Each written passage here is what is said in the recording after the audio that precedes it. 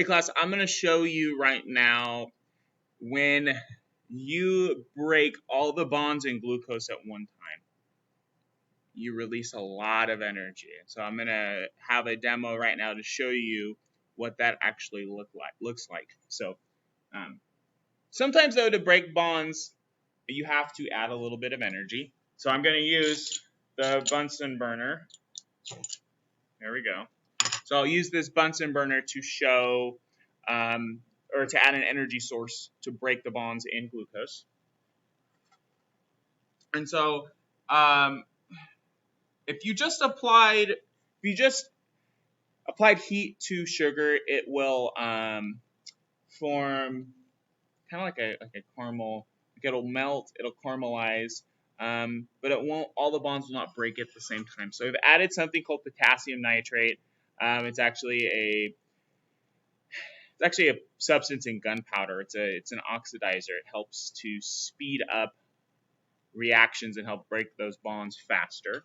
And so since I am dealing with heat and I'm dealing with something that could be explosive, I have my safety goggles on. I'm going to hold this test tube with these test tube tongs, and I'm going to point it away from me.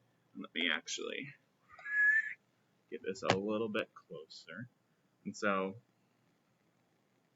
let me adjust it so you can see. Hey, there we go. Yeah. All right. So I'll apply heat. Let's move this step. There we go. All right. So as I'm applying energy, I'm giving the potassium nitrate sugar the energy to react, and it's going to start bubbling. Hopefully, let's see what happens. So you do see. Let's see what happens. Let's see if I get any flames.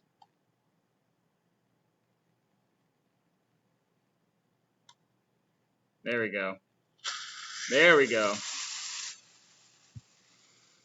So when all the energy and sugar gets released at one time, you can get a lot of energy that comes out of it. Now my classroom is going to smell like one really burnt marshmallow. But